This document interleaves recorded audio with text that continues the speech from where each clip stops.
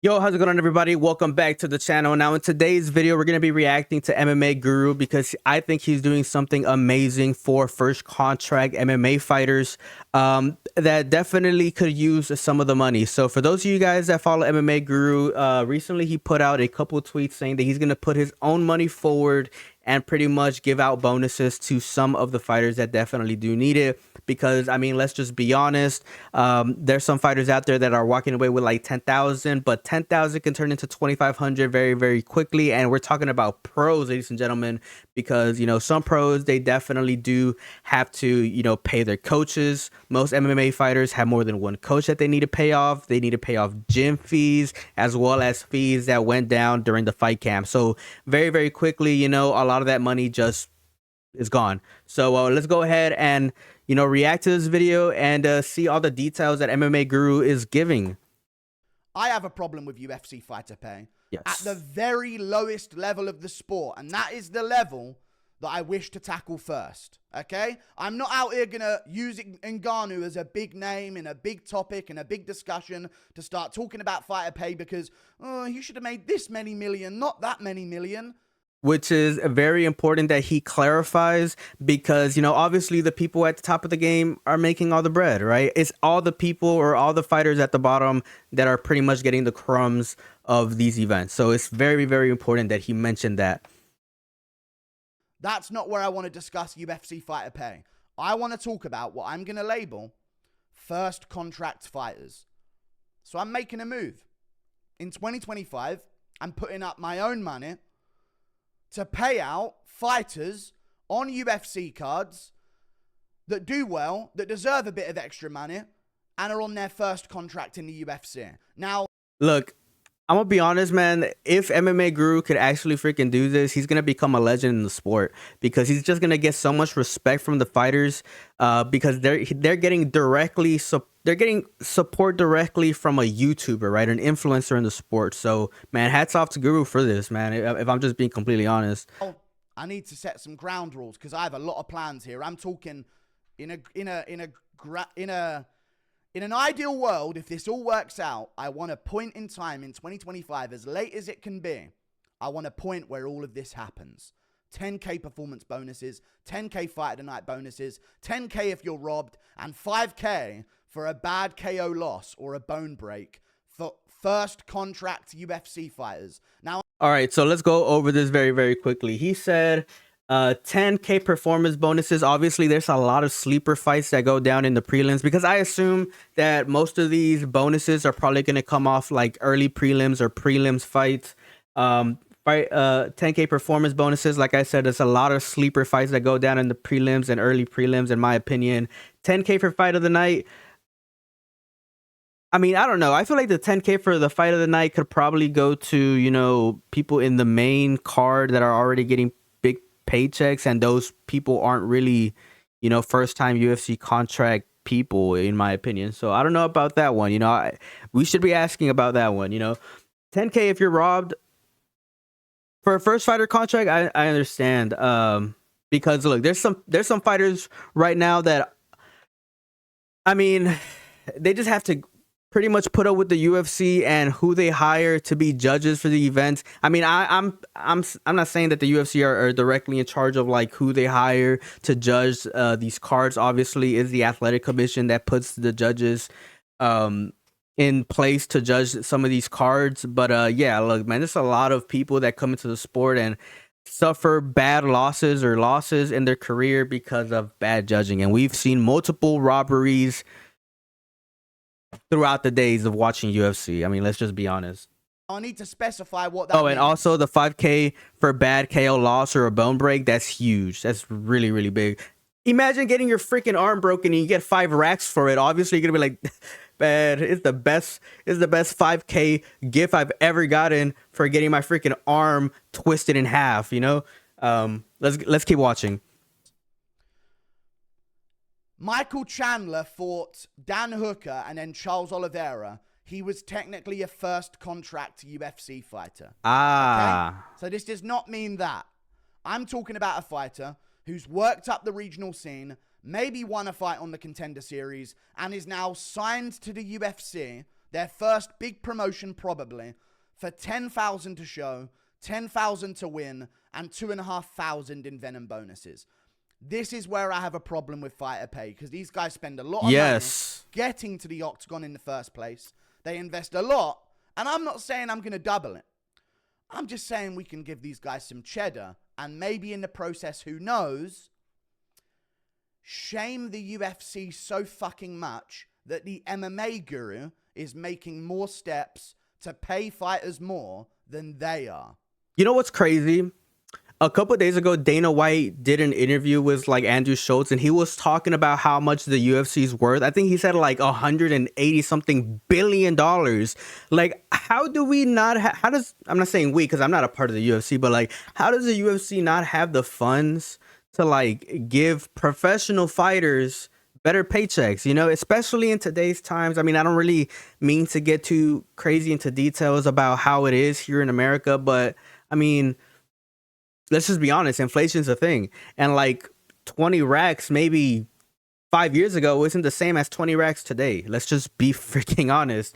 And I mean, it's a good thing. This is a great thing. It's a good idea that the community is gonna freaking make the UFC look bad. And I'm all for it, because I feel like professionals, like professional fighters that are in the UFC, should definitely be getting a better paycheck. And that's just my opinion.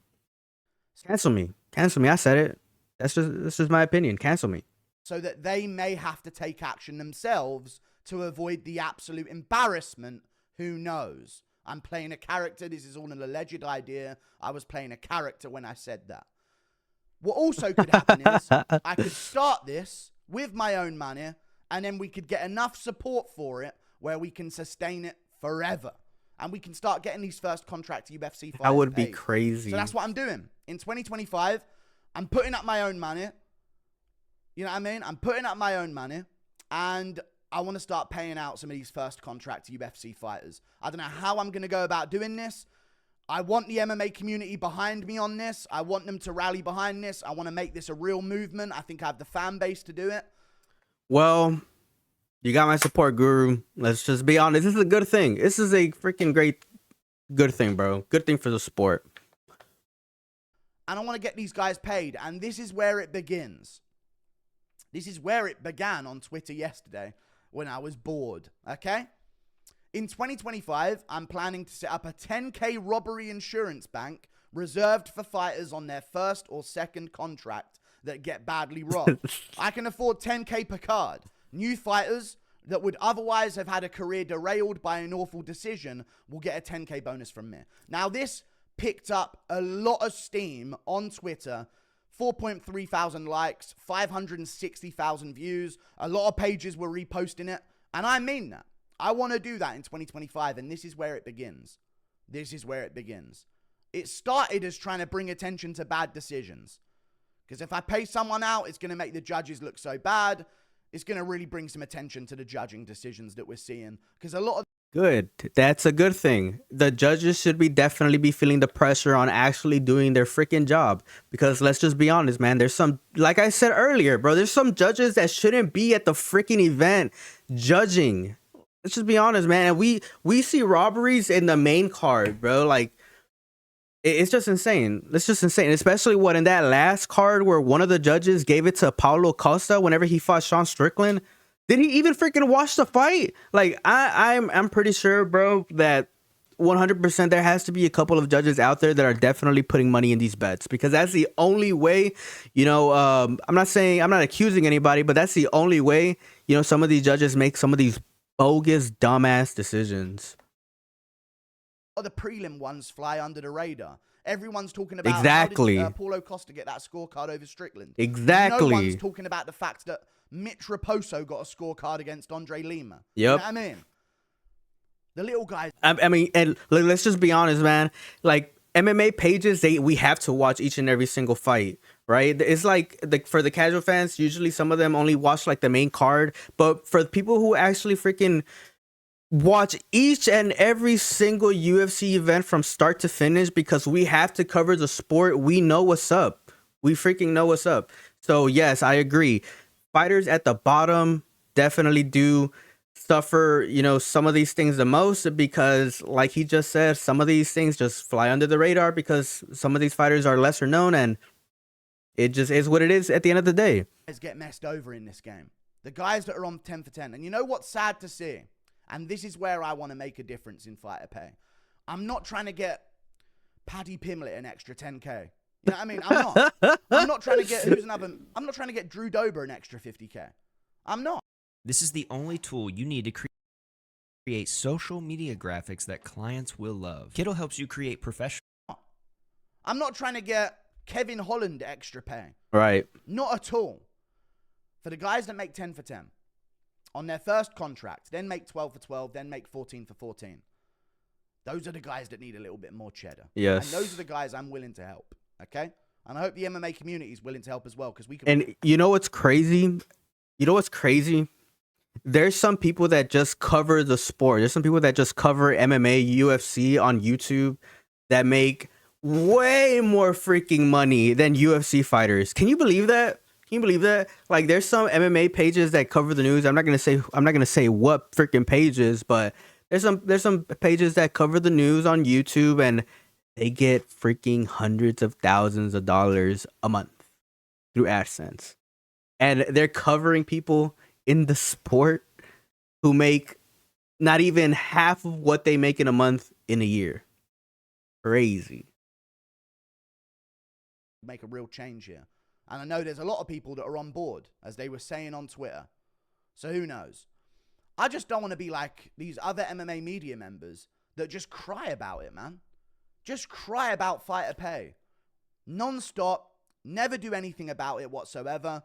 So I'm doing something about it, man. I'm doing something about it. 2025, if you're a young fighter making 10 for 10 in the UFC and you get robbed, I'm paying your win bonus for you.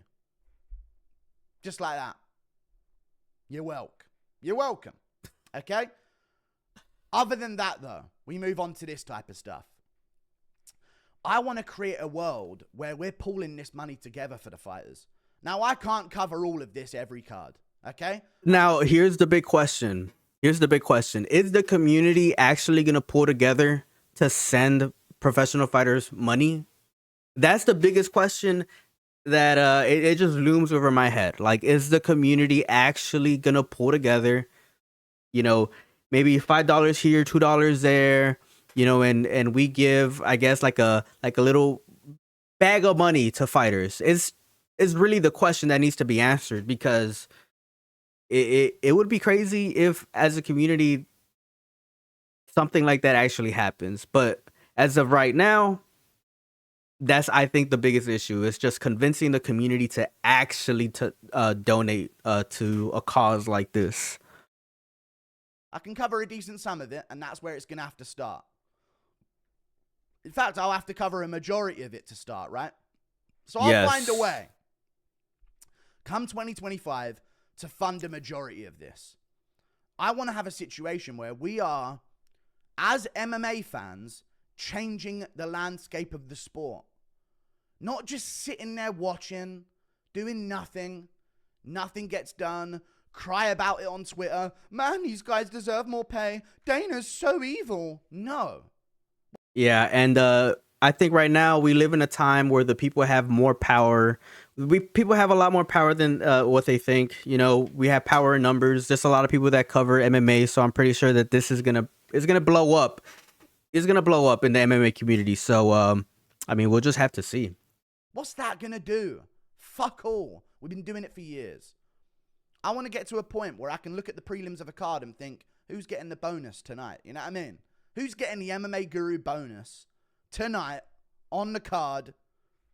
I guess we'll find out. And I want these guys that are on there to be getting an extra bit of cheddar. Because, again, this is the same thing. You know probably what's going to happen? His streams, because I know that Guru live streams and he gets like insane freaking numbers. But his streams are probably going to get crazy amount of donations now. And people are just going to tune in to watch Guru's stream because everybody's going to want to know who is more likely to get 10K bonuses. And I could already just imagine how many comments are just going to flood his freaking stream with people coming up with recommendations on what fighter deserves what, you know. So, yeah, hats off to Guru. Look, ladies and gentlemen, I think that this is a very interesting thing that you know, that's gonna happen, I guess, you know, within the next couple of years, or I think he wants to start in 2025. But let me know what you guys think down in the comment section below. As always, it's a pleasure. Peace out, and have a good one.